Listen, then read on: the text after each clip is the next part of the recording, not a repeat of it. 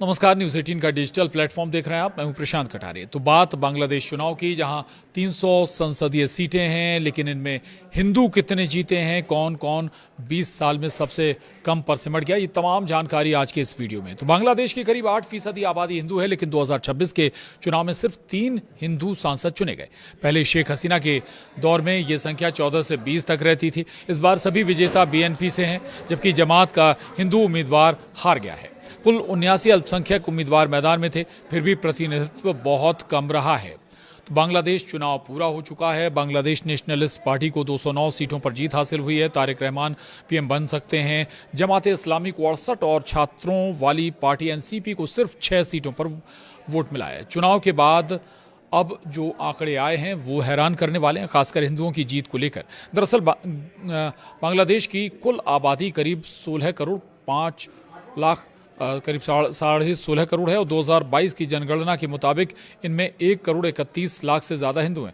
यानी देश की करीब 8% आबादी हिंदू समुदाय से आती है। ये कोई छोटी संख्या नहीं है, लेकिन 2026 के ताज़ा संसदीय चुनाव में हिंदू समुदाय का प्रतिनिधित्व बेहद कम रह गया है।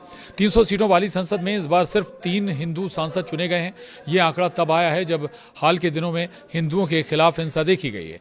और अब सवाल ये भी कि बांग्लादेश चुनाव में कितने हिंदू जीते।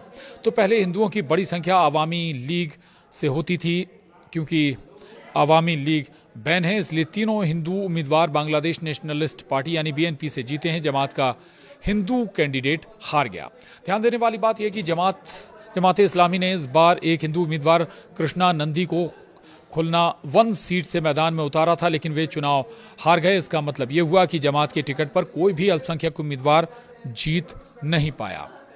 पहले क्या स्थिति थी ये भी जानिए। रिपोर्ट्स के मुताबिक शेख हसीना के लंबे कार्यकाल के दौरान संसद में हिंदू सांसदों की संख्या इससे कहीं ज्यादा रही थी। 2009-2014 की संसद में 16 हिंदू सांसद थे। 2014-2019 में ये संख्या बढ़कर 17 हो गई थी। आरक्षित सीटों के साथ 20 तक पहुंच गई थी। वहीं 2019-2024 में करीब 14 अल्पसंख्यक सांसद थे। यानी पहले जहां 14 से 20 के बीच हिंदू सांसद होते थे, अब संख्या घटकर सिर्फ 3 रह गई। 2006-2009 तक बांग्लादेश में केयर टेकर सरकार रही। ऐसे में कह सकते हैं कि ये 20 साल में सबसे कम संख्या है। ये गिरावट काफ़ी बड़ी मानी जा रही है। कितने हिंदू उम्मीदवार मैदान में थे ये भी आपको बता देते हैं। इस चुनाव में कुल 79 अल्पसंख्यक उम्मीदवार मैदान में थे। इनमें 10 महिलाएं भी शामिल थीं। 60 में से 22 राजनीतिक दलों ने अल्पसंख्यक उम्मीदवार उतारे थे। BNP ने 6 अल्पसंख्यक उम्मीदवार उतारे, जिनमें से 4 जीत पाए, लेकिन कुल संख्या फिर भी बहुत कम रही।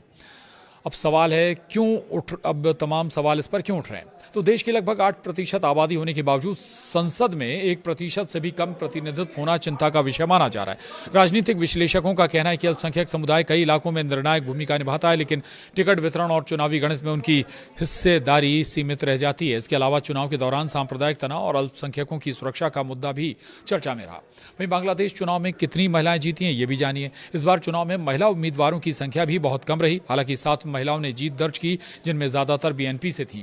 जमात इस्लामी के कुछ बयानों ने महिलाओं की भागीदारी पर भी विवाद खड़ा कर दिया है।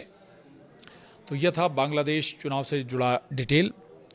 आज के इस वीडियो में इतना ही।